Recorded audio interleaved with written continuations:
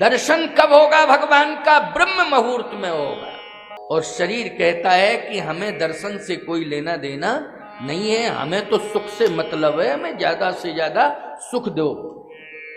इसलिए आज गरीब से गरीब व्यक्ति भी सुख के साधन जुटाता है, चाहे कर्जा लेके करना पड़े, लेकिन बोलो भाई साधन घर में जुटाता है कि नहीं जुटाता है?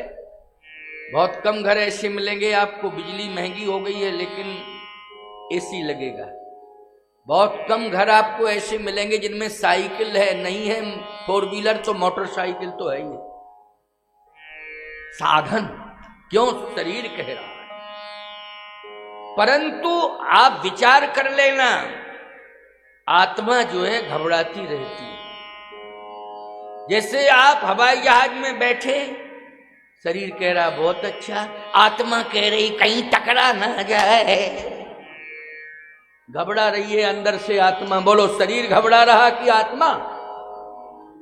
आप फोर व्हीलर में बैठे हैं, 1 करोड़ 1.5 करोड़ 2 करोड़ की लग्जरी गाड़ी है, ड्राइवर चला रहा है, शरीर को आनंद मिल रहा है, ना हिल रहा है ना डुल रहा है, भले ही गड्ढे पड्डे हों, लग्जरी गाड़ी है, लेकिन आत्मा कह रही है कहीं टकरा ना जाए। घबराहट मची हुई है। बोलो मची है कि नहीं मची है? घबराहट, आत्मा घबरा रही है, आत्मा घबरा रही है, आत्मा घबरा रही है। सोचो जरा, आत्मा को अगर सुख देना है, आत्मा को अगर शांति देनी है, तो उसके लिए है सबसे पहले आप ब्रह्म मुहूर्त में जगो और शरीर से सेवा करो, इसके बाद स्नान करो, फिर मंदिर में या घर के मंदिर में थोड़ा ध्यान करो, बस आत्मा प्रसन्न हो जाए।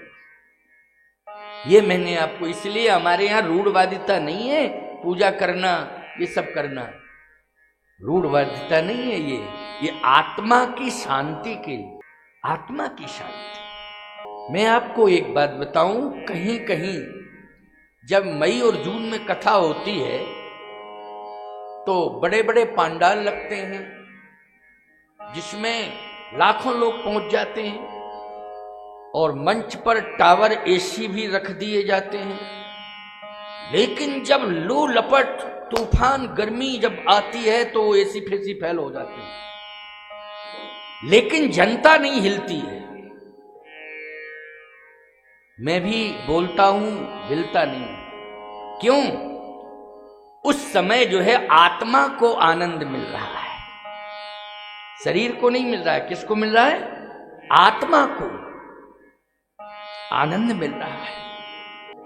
शरीर को सुख देने वाला वातानुकूलित रूम जब बिजली से हट जाता है, करंट से दूर हो जाता है, तो चाहे जितना बढ़िया वीआईपी कमरा हो, भागते हो, गेट खोलते हो, भागते हो।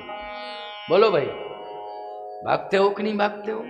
क्यों? वहां आत्मा कहती भगो भगो भगो, और शरीर कहता है कि नहीं बहुत बढ़िया कमरा है, थोड़ी देर में लाइट आ जाए, अरे आएगी आएगी तब देखा जाएगा। नहीं, परंतु यहां लाखों लोग कथा में रहते हैं, चाहे लाइट चली जाए, ठंडक दूर हो जावे, चाहे गर्मी का भाप भी प्रवेश कर जावे, लेकिन कोई भी व्यक्ति दूर नहीं होना चाहता है। क्यों? उसकी आत्मा को शांति मिल रही है।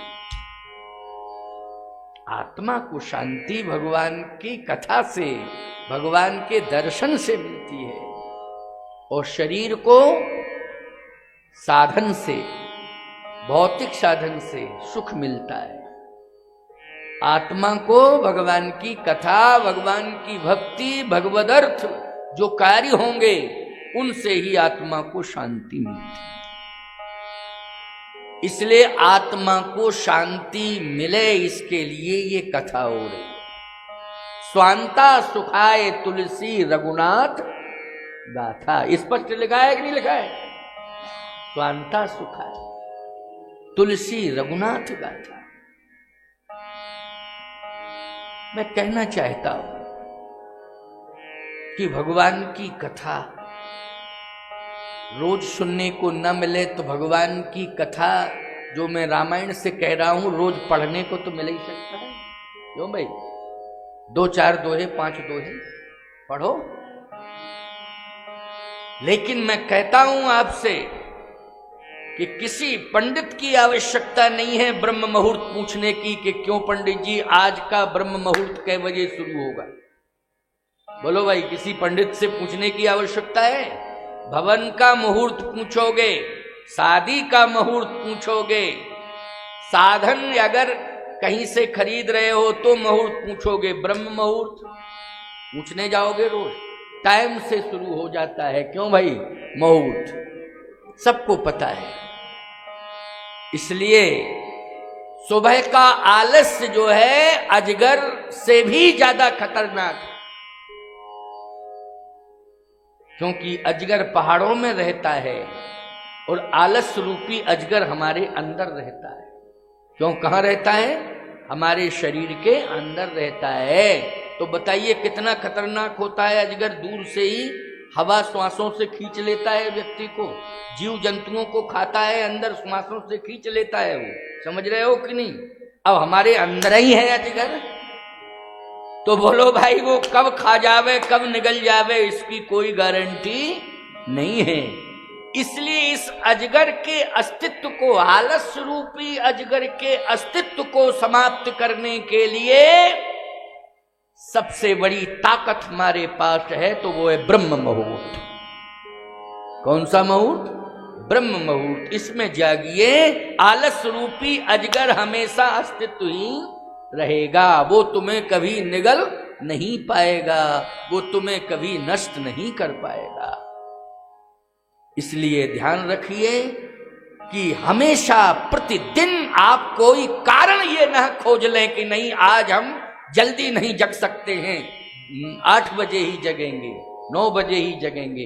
प्रतिदिन आप ऐसा मत सोचिए, आप ऐसा सोचिए कि नहीं कोशिश करूंगा कि व्यस्तता कम करके समय से जाग जाऊं और समय से सो जाऊं। ये प्रयास करिए, ये प्रयास करिए। अगर स्वस्थ रहना चाहते हैं तो ये घर मकान किसी काम के नहीं रहेंगे प्यारे, ये यहीं रह जाएंगे और तुम चले जाओगे, तुम चले जाओगे। और ये हवेली कहीं ऐसा ना हो कि हमारे जाने के बाद ये हवेली हमारे खानदान में न रहे, पता नहीं कौन रजिस्ट्री करा ले। हो जाता है कि नहीं हो जाता है? कौन रजिस्ट्री करा ले? ये गारंटी नहीं है कि हमारे खानदान में ये रहेगी।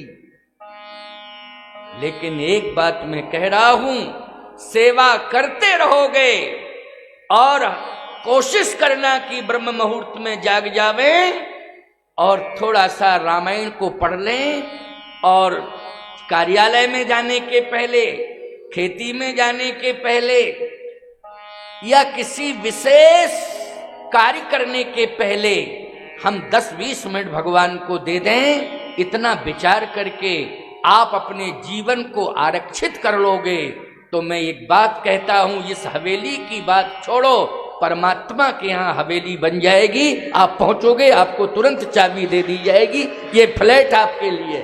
रहिए आराम से, गारंटी है इसकी।